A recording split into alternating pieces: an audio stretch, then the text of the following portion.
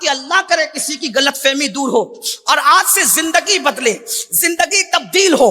اللہ اللہ کو کہتے ہیں مولانا کیا ہوگا محشر میں، اور پھر ہم شاعری کرنے لگتے ہیں۔ بڑی معذرت کے ساتھ، شاعری کی دنیا الگ ہے اور حقیقتوں کی دنیا الگ ہے۔ وہاں شعر شاعری نہیں ہوگی محشر میں، وہاں حدیث کے مطابق پورا منظر ہوگا۔ وہاں کا منظر شعراء کی طبیعت کے مطابق نہیں ہوگا، وہاں کا منظر حدیث اور قرآن کے مطابق ہوگا۔ اب وہاں کا منظر کشی حدیث کیا کرتی ہے سنیے۔ اللہ کے رسول صلی اللہ علیہ وآلہ وسلم فرماتے ہیں، دل کے کان سے سننا، یہ کسی دل جلے کے دل کے درد کی فریاد ہے۔ کوئی خطابت نہیں، کوئی خطابت کی جولانیاں نہیں، صرف کسی کے دل کا درد ہے، یہ سوچ کر کہ میری قوم کے وہ جوان جو یہ سوچ کر کے ہم کلمہ پڑھ کے جنتی ہے، وہ آوارگی کی طرف جا رہے ہیں، بدکاریوں کی طرف جا رہے ہیں، اور وہ بہت سکون کے ساتھ بیٹھے ہوئے ہیں۔ ان سے میری گزارش ہے اللہ کے لیے توجہ کرو، دیر تک نہیں بولوں گا لیکن توجہ کر لینا اللہ کے لیے۔ حدیث پاک میں سچے نبی صادق و مصدوق جن کے زبان کی شان ہے، میرے امام کہتے ہیں وہ زبان جس کو سب کن کی کنجی کہے، اس کی نافذ حکومت پہ لاکھوں سلام۔ وہ دہن جس کی ہر بات وحی خدا، چشمہ علم و حکمت پہ لاکھوں سلام۔ وہ بات لبھائے اقدس سے نکلنے والی وحی خدا ہے۔ وہ آقا فرماتے ہیں میدان محشر وہ ہے جس میں زمین تانبے کی ہوگی۔ آقا سچے نبی نے فرمایا، صادق و مصدوق نے فرمایا، زمین مٹی کی نہیں ہوگی اس دن، زمین تانبے کی ہوگی۔ پھر اس کے بعد آج سورج چوتھے آسمان پر ہے، پیٹ کی طرف سے چمک رہا ہے۔ اللہ کے سچے نبی فرماتے ہیں، شاعر کی بات نہیں کر رہا ہوں، شاعر علیہ السلام کی بات کر رہا ہوں۔ اللہ اکبر، اللہ کے سچے نبی کی بات کر رہا ہوں۔ فرماتے ہیں آج جو سورج چمک رہا ہے وہ چوتھے آسمان سے چمک رہا ہے مسلمانوں، لیکن آقا فرماتے ہیں جب قیامت میں چمکے گا تو انسان کے سر اور سورج کے درمیان صرف ایک ہاتھ کا فاصلہ ہوگا، اتنا فاصلہ ہوگا، ایک ہاتھ کا فاصلہ، اور وہ آج پیٹ کی طرف سے چمک رہا ہے، اس دن وہ چہرے کی طرف سے چمکے گا۔ لوگوں کے بھیجے ناک میں سے بہ کر نکلیں گے، لوگوں کے بھیجے کان سے بہ کر نکلیں گے۔ اللہ اکبر، لوگوں کی زبانیں پیاس سے سوکھ کر کانٹا ہوگی، سینے پہ لٹک رہی ہوگی۔ جنت کا خواب دیکھنے والوں، نرم نرم گدوں پہ لیٹ کر زنا کی فلمیں دیکھ کر جنت کا خواب دیکھنے والوں، صرف سبحان اللہ کہہ کر جنت کا خواب دیکھنے والوں، اگر صرف سبحان اللہ کہہ کر کسی کو جنت ملتی تو پھر امیر حمزہ کا کلیجہ نہ چبایا جاتا، خالد ابن ولید نے بار بار تلواریں اٹھا کر جان کو جوخم میں نہ ڈالا ہوتا۔ میں یہ نہیں کہہ رہا کہ سبحان اللہ کی کوئی فضیلت نہیں، میں یہ کہہ رہا ہوں کہ اللہ کو ناراض کر کے، فرائض کو ترک کر کے، جرائم میں ڈوب کر پھر ہم کون سی جنت کا خواب دیکھ رہے ہیں؟ آقا فرماتے ہیں الجنتو تحت ظلال السیوف، جنت تلواروں کے سائے میں ہے۔ آپ مجھے بتائیں تو صحیح، یہ سبحان اللہ کی فضیلت حق ہے، برحق ہے، لیکن اس سبحان اللہ کے لیے، فضیلت کو پانے کے لیے ابو بکر کا یقین بھی چاہیے اور عمر کی زبان بھی چاہیے۔ ہمارا حال کیا ہے؟ اللہ اکبر، فضائل اعمال کا منکر نہیں ہوں، اعمال کے فضائل کا منکر نہیں ہوں، لیکن اتنا ضرور رکھنا بلکہ ہماری تحریک اعمال کے فضیلتوں پر بنی ہے۔ سنی دعوت اسلامی زندگی کا بیشتر وقت لگا چکے ہیں تحریک میں، لیکن آپ سے پوچھنا چاہتا ہوں، اللہ اکبر، زمین تانبے کی ہے، سورج آگ اگل رہا ہے، انسان کے سر اور سورج کے درمیان ایک ہاتھ کا فاصلہ ہے، سب کی زبانوں پر نفسی نفسی ہے، سب کی زبانوں پر نفسی نفسی ہے، حتیٰ کہ نبیوں کی زبانوں پر بھی نفسی نفسی ہے۔ انبیاء کی شان یہ ہے، خدا کا سامنا کرنے کے لیے انبیاء بھی سوچ رہے ہیں کہ آج اتنے غضب کا اظہار ہے، نہ آج سے پہلے اتنا غضب کیا تھا اللہ نے، نہ آج کے بعد اتنا غضبناک ہوگا، یہ غضب کا حال ہے۔ اللہ اللہ، ایک حدیث سنے پھر آگے چلتے ہیں، کیا ہوگا اس دن، کیا ہوگا اس دن؟ اللہ اکبر، سیدنا فاروق اعظم عمر ابن خطاب رضی اللہ تعالی عنہ حضرت کعب احبار سے کہتے ہیں، اے کعب، اگر مائیں اور بہنیں بھی ہیں ان کی بھی توجہ چاہتا ہوں، سیریل دیکھنے والی میری بہن، دوپٹے فتنے کو مفسر بنانے والی میری بہن، اللہ اکبر، اپنے پرس میں ہیروئن کی فوٹو رکھنے والی میری بہن، موبائل کے اسکرین پر زانیہ اداکاروں کی تصویریں رکھ کر کے ان کی طرح لباس پہننے والی میری بہن، ذرا غور تو کر، ذرا سوچ تو صحیح، کیا ہوگا اس دن کیا ہوگا جسے محشر کہتے ہیں۔ فاروق اعظم کعب احبار سے کہتے ہیں، اے کعب ذرا مجھے ایسی بات سنا دے کہ میرے دل میں اللہ کا ڈر اور پیدا ہو، اللہ کا خوف اور پیدا ہو، اللہ کی خشیت اور پیدا ہو۔ حالانکہ آپ نے علماء سے سنا ہوگا فاروق اعظم اللہ سے اتنا ڈرتے تھے کہ مسلسل رونے کی وجہ سے آپ کے چہرے پر آنسوؤں کے نشان پڑ گئے تھے۔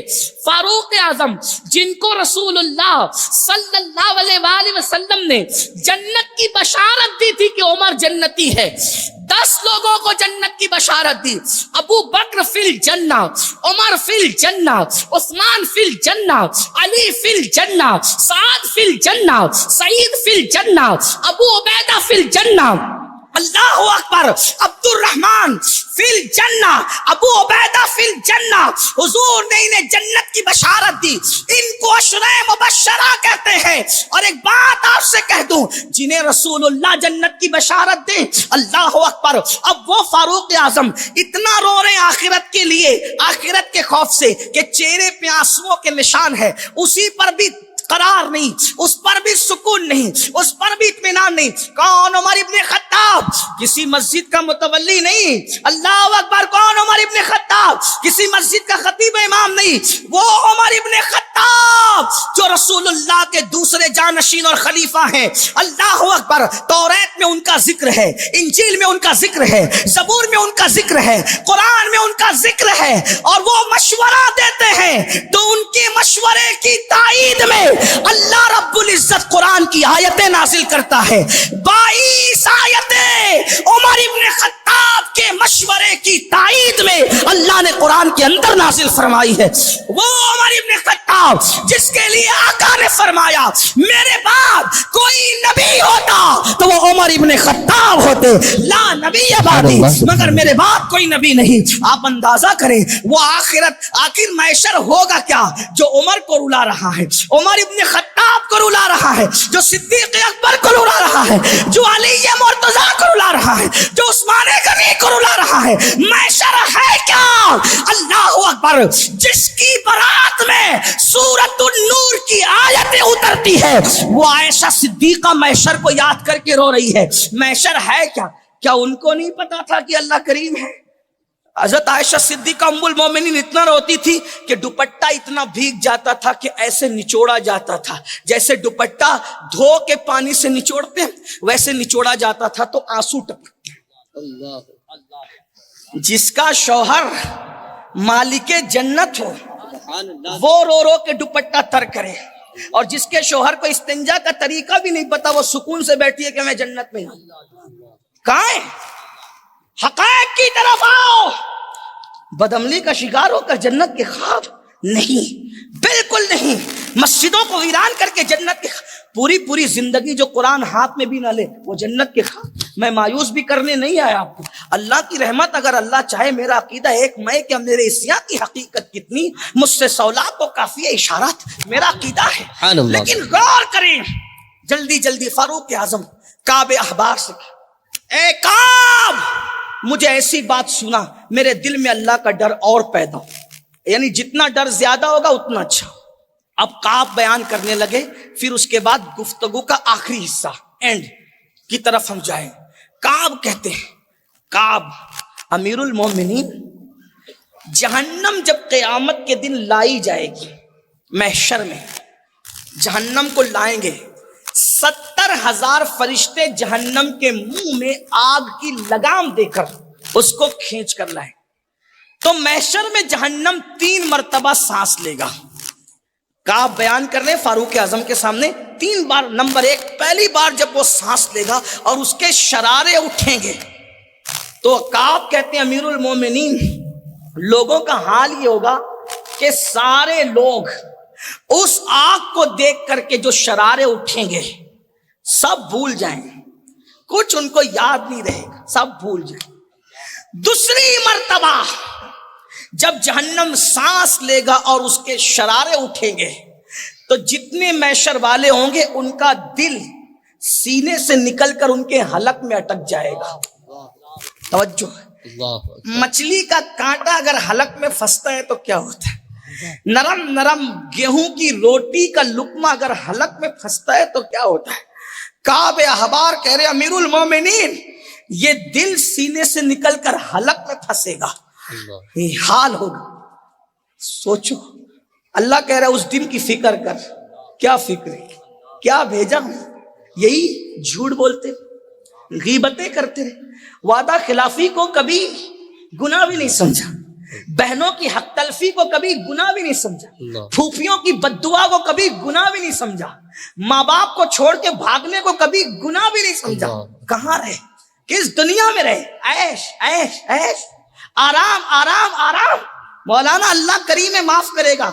اللہ کو کریم جاننے والے اور اللہ کو کریم جان کر گناہ کرنے والے میرے بھائی، کبھی تو نے اللہ کو قادر جان کے زہر کھایا؟ کبھی اللہ کو قادر جان کے چھری اپنے پیٹ میں ڈالی؟ نہیں. ارے جب وہ کریم ہے، گناہ پہ بخش سکتا ہے، تو وہ قادر بھی ہے. زہر کھانے کے بعد بھی تجھے زندگی دے سکتا ہے، چھری پیٹ میں ڈالنے کے بعد بھی تجھے زندہ رکھ سکتا ہے. لیکن اللہ کو قادر سمجھ کر نہ کبھی پیٹ میں چھری ڈالی، نہ اللہ کو قادر سمجھ کے کبھی زہر کھایا. جب اللہ کو قادر جان کے زہر نہیں کھاتا تو اللہ کو کریم جان کر گناہ کیسے کرتا ہے؟ اس کے غضب کو چیلنج کیسے کرتا ہے؟ ہاں رات کے 3 بجے تک فلم دیکھتا رہا، لیکن کبھی رات اس نیت سے نہیں جگا کہ چلو فجر کا وقت قریب ہے، اگر لیٹ سوں گا تو فجر چھوٹ جائے گی. نہیں. سیٹ نے اگر دھمکی دی نوکری پہ جلدی نہیں آئے گا نا تو میں تجھے نوکری سے نکال دوں گا. 10,000 کی نوکری پر رکھنے والے سیٹ کی دھمکی پر پوری رات بے چینی میں گزاری کے ٹائم ہوگا تو نوکری پہ جاؤں گا.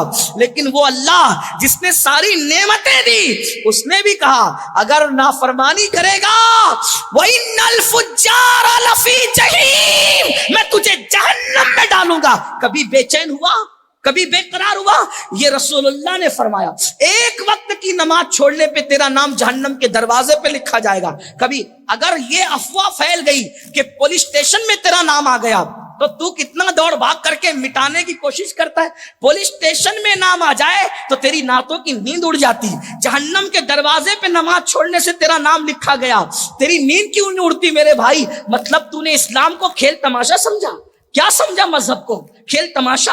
مولویوں کی دھمکی؟ ہرگز نہیں. اگر مذہب پہ سچے دل سے ایمان لائے ہو تو رسول اللہ کا فرمان تمہیں بے چین نہیں کرتا، ہمیں بے قرار نہیں کرتا کہ جو ایک وقت کی نماز چھوڑ دے اس کا نام جہنم پہ دروازے پہ لکھا جائے. جہنم کے دروازے پہ نام، پولیس کی لسٹ میں نام آئے تو رشوت دے کے نام کٹ سکتا ہے، جہنم کے دروازے پہ لکھ دیا جائے، کون کٹ کروائے؟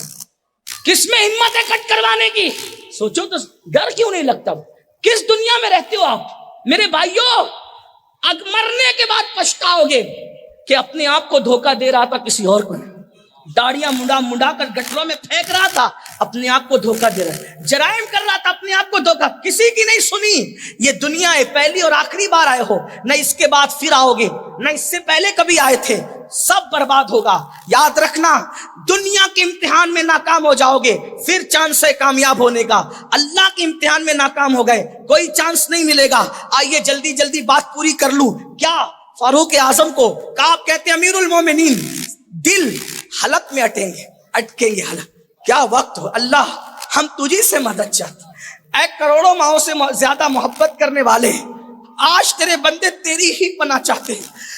تیرے محبوب کی بارے کے بتائے ہوئے جو باتیں ہم اس پہ ایمان لاتے ہیں، لیکن تجھ سے تیرے کرم کا سوال کرتے. پھر فاروق اعظم اتنا روئے، داڑھی بھیگ گئی، آنسو داڑھی سے ٹپکنے لگے، حالت غیر ہو گئی. کعب کہتے ہیں امیر المومنین اسی پہ بس نہیں ہوگا. تیسری مرتبہ جب جہنم سانس لے گا نا تو ایسے شرارے اٹھیں گے کہ عوام تو عوام، پبلک تو پبلک، اولیاء صحابہ سب اپنی جگہ، نبیوں کی یہ شان ہوگی. تیسری مرتبہ جہنم کی آگ کو، اس کے شرارے کو اٹھتا دیکھ کر نبیوں کی کیا شان ہوگی وہ سن لیں. پھر دوسرے رخ پہ چلتے ہیں. حضرت ابراہیم خلیل اللہ، کعب کہتے ہیں، آپ کو میں حوالہ پیش کر دوں گا. کعب نے جو بیان کیا میرے پاس PDF میں بھی ہے. اگر آپ کو ایسا لگتا ہے کہ میں مبالغہ کر رہا ہوں میں یہیں سے آپ کو مولانا کے پاس دے دوں گا, آپ دیکھ لینا, چیک کر لینا. کعب کہتے ہیں جب تیسری بار جہنم سانس لے گا اور جب شرارے اڑیں گے نا امیر المومنین, شرارے اڑیں گے, تو اس وقت کی کیفیت یہ ہوگی کہ ابراہیم خلیل اللہ جیسا نبی اپنے گھٹنے زمین پہ رکھ کے اللہ سے کہیں گے اللہ تو نے مجھے خلیل بنایا تھا, آج مجھے امان دے دے, آج میں امان چاہتا ہوں تیری. اور خلیل اللہ کہیں گے آج میں کسی کے لیے کچھ نہیں مانگتا, مجھے کچھ نہیں مانگنا, کسی کے لیے کچھ نہیں, صرف تیری امان چاہیے. کون؟